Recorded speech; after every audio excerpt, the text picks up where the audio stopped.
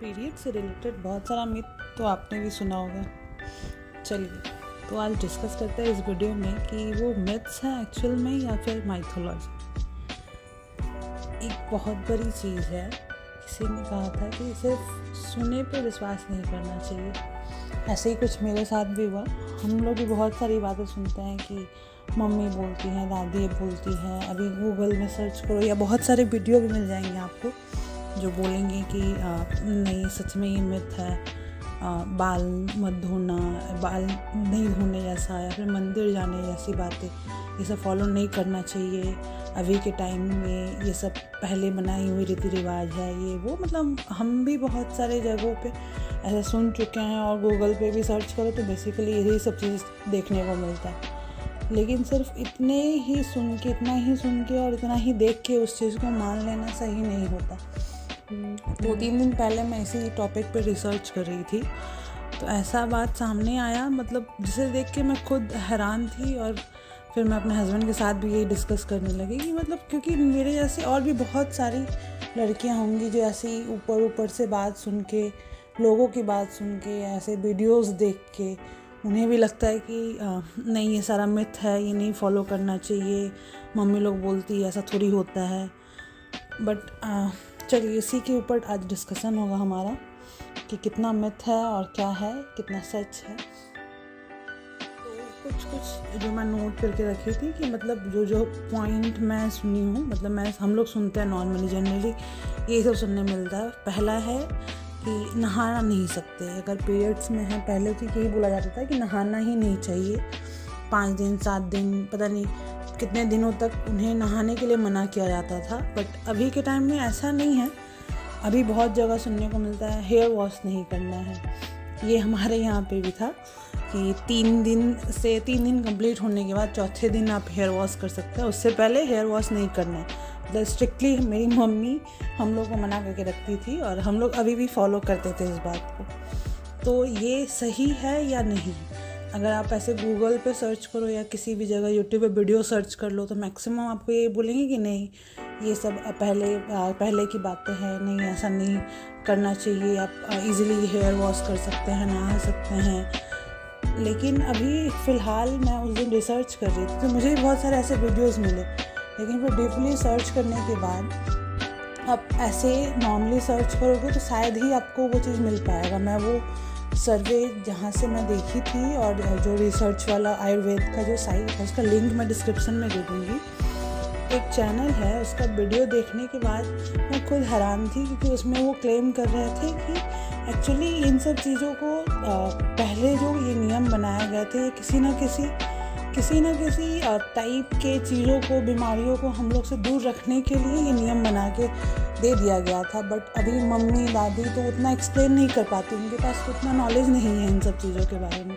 तो जनरली हमें कह देती हैं कि नहीं हेयर वॉश नहीं करना है, नहाना नहीं है। और वो बेचारी तर्क नहीं रख पाती हमारे साथ कि हाँ क्यों नहीं करना है। हम लोग क्वेश्चन करते हैं मम्मी क्यों नहीं करना है, क्या होगा इससे, लेकिन वो आंसर नहीं दे पाती। तो इसीलिए पता नहीं क्यों, लेकिन हम लोग आप बाहर की बातों को सुन के उनकी बातों को नज़रअंदाज करते हैं, नहीं मानते हैं। लेकिन आप विश्वास करेंगे कि अभी भी इंडिया, ये बहुत शॉकिंग चीज़ है, लेकिन मैं जो नोटिस की उस सर्वे में कि इंडिया अभी भी बाकी देशों से पीरियड से रिलेटेड जितने भी बीमारी हैं उनमें बहुत कम, मतलब इंडिया में बहुत कम होता है। बाकी देशों में इसकी मात्रा, इसकी परसेंटेज काफ़ी ज़्यादा है। कितनी सारी सर्जरीज़, PCOD, PCOS ये सब बाकी कंट्रीज़ में बहुत ज़्यादा, बहुत अधिक परसेंटेज में औरतों को झेलना पड़ता है, लड़कियों को झेलना पड़ता है। लेकिन इंडिया में अब भी कम है, पहले और कम था। लेकिन अभी धीरे धीरे जैसे मॉडर्नाइजेशन बढ़ रहा है, लोग इन सब चीज़ों को मानना बंद कर रहा है, शायद इस रीज़न से या जो भी हो, धीरे धीरे इंडिया में भी ये बढ़ रहा है। लेकिन फिर भी बाकी सब देशों से, बाकी इस कंट्री से इंडिया में अभी ये चीज़ कम है। क्यों? इसके पीछे का रीज़न यही बताया जा रहा है क्योंकि कहीं ना कहीं हम लोग का कल्चर ऐसा है, अभी भी लोग मतलब ना चाहते हुए भी, जैसे मैं बोली कि मैं अभी फॉलो करती हूँ, मैं खुद हेयर वॉश नहीं करती क्योंकि शुरू से हम लोग के माइंड में ये भर दिया गया था। मम्मी बोली थी नहीं करना हेयर वॉश, 3 दिन के बाद ही करना है। तो वो मतलब इतना हिम्मत तो नहीं होता ना सब में कि उन सब चीज़ों को तोड़ के, मम्मी की बात ना मान के, दादी की बातों को ना मान के हम अपने मन का कर ले, वो सब नहीं कर पाता। शायद इसी रीज़न से हमारा कल्चर ऐसा है, हमारे पौराणिक जो नियम बनाए गए हैं उन सब की वजह से अभी भी हमारा देश बचा हुआ है इन सब बीमारियों से। लेकिन जो हाल है अभी फ़िलहाल, अगर ऐसा ही चलता रहा, लोग सुनी सुनाई बातों पे विश्वास करके इन सब चीज़ों को छोड़ते रहेंगे अगर, तो फिर शायद मुश्किल हो। तो ये वीडियो बिल्कुल इसीलिए था, इसी टॉपिक पे डिस्कस करेंगे। तो नहा नहीं सकते, इसके पीछे का रीज़न जो मैं उस सर्वे पे देखी, साइट पे देखी, एक्चुअली ये उस टाइम में मना किया गया था क्योंकि हमारे शरीर में 3 दोष से हम लोग का शरीर बना होता है, आंतरिक शरीर, बात, पित्त और कफ। और पीरियड्स जब लड़कियों में होता है तो बात और पित्त दोनों का ही मात्रा अधिक हो जाता है। बॉडी का टेम्परेचर मेंटेन करने के लिए, ब्लड फ्लो को मेंटेन करने के लिए दोनों चीज़ का परसेंटेज ज़्यादा होता है बॉडी में। और जब हमारा बॉडी का टेम्परेचर ज़्यादा है और बॉडी वर्क कर रहा है, वो उस पोजीशन को झेलने के लिए अपने आप को प्रिपेयर कर रहा है अंदर से, और अगर उस टाइम में हम नहा लेते हैं या फिर सर पे पानी डालते हैं, तो ये तो हम सब लोग जानते हैं कि सर पे पानी डालने से जो कूलिंग इफ़ेक्ट क्रिएट होता है, जैसे बुखार में डॉक्टर बहुत सारे बोलते हैं कि नहा देना चाहिए अगर ज़्यादा बुखार हो तो, या फिर सर पे ठंडा पट्टी देना चाहिए। ये इसीलिए बोला जाता है कि जिससे बॉडी का टेम्परेचर डाउन हो। तो अगर हमारे बॉडी अपना काम करने के लिए टेम्परेचर बढ़ा के रखा हुआ है, उल्टा विपरीत जाके अगर काम करेंगे, नहा लेते हैं, सर पे पानी डालते हैं, उससे कहीं ना कहीं दिक्कत होता है हमें। इसीलिए शायद वो उस टाइम में मना किया।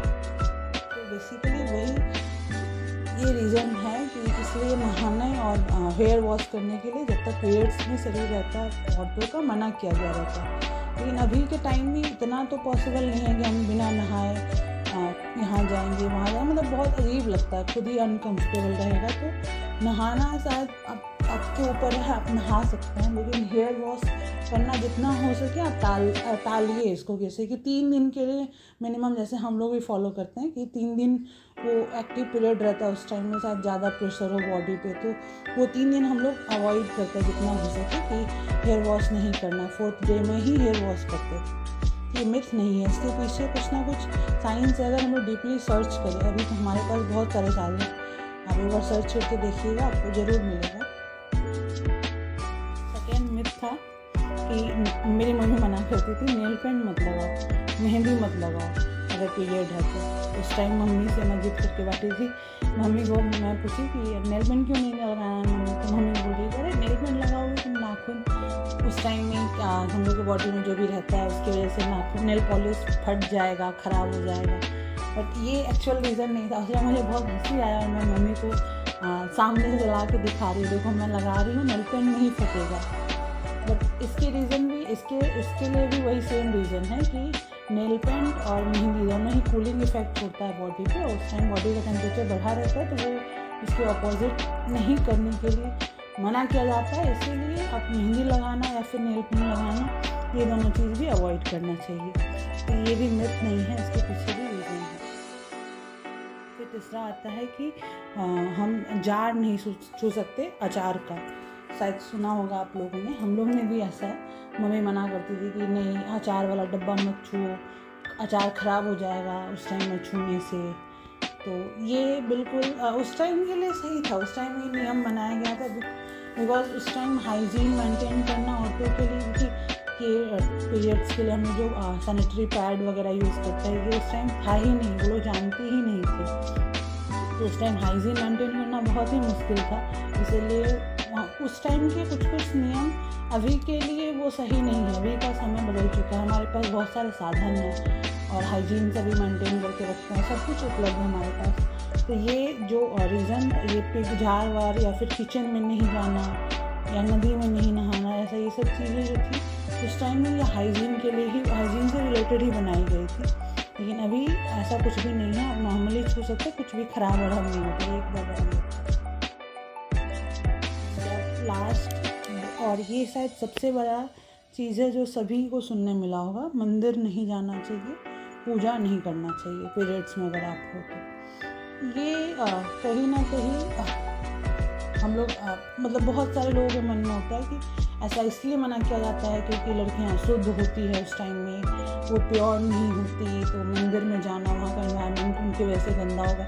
ये ऐसा कुछ भी नहीं है, ऐसा होता ही नहीं है। कहीं भी सनातन धर्म में नहीं लिखा है कि मेंस्ट्रुअल जब लड़कियां मेंस्ट्रुएट करती है या फिर पीरियड्स जब होता है तब वो इम्प्योर होती है, वो अशुद्ध हो जाती है, ये श्राप है, ऐसा कुछ भी नहीं है। यहाँ तक कि उन लोग ये बोला है, सनातन धर्म में बोला गया है कि जो आदमियों को इतना मेहनत करने के बाद जो ब्रह्मचार्य मिलता है, उन लोगों को इतना तपस्या, ये और औरतों का हर मंत्र भगवान की तरफ से वरदान है कि वो हर मंत्र पीरियड्स उनका होना उनकी शुद्धि को साबित करता है। इसीलिए बहुत जगह पीरियड्स को पहले तो सभी जगह इंडिया में सेलिब्रेट किया जाता था। फर्स्ट पीरियड जब लड़कियों होता था तो उसे सेलिब्रेट किया जाता था। इवन अभी भी बहुत सारे स्टेट्स में इसको सेलिब्रेट किया जाता है। कामाख्या मंदिर में माँ का जब ऐसे मेंस्ट्रुअल वाला सिचुएशन जो पीरियड्स होता है उस टाइम को कितना ही बड़ा सेलिब्रेशन की तरह मनाया जाता है। कितने लोग, लाखों की संख्या में लोग मंदिर के दर्शन के लिए जाते हैं। तो ये सब अशुद्धि जैसा ये सब चीज़ कुछ भी नहीं है, बल्कि ये चीज़ इसलिए बनाया गया था उस टाइम में क्योंकि मंदिर का स्थापना बहुत सारे तंत्र मंत्र पूजा, वैसे भी अगर देखा जाए नॉर्मली भी अगर नॉर्मल डेज में कोई भी जाए अगर मंदिर तो कितना शांति भरा एक अनुभव जैसा फील होता है ना, कि मतलब अच्छा लग रहा है मन में। वो क्यों होता है? क्योंकि वहाँ पे कुछ ना कुछ एक एनर्जी है जो मतलब पूजा पाठ तंत्र मंत्र से वहाँ पे स्थापित किया जाता है मंदिर में। तो वो जो पॉजिटिव एनर्जी है वो हमारे वात और पित्त को कंट्रोल करता है उस टाइम, इसलिए हमको संतुष्टि संतुलित मन जैसा फील होता है।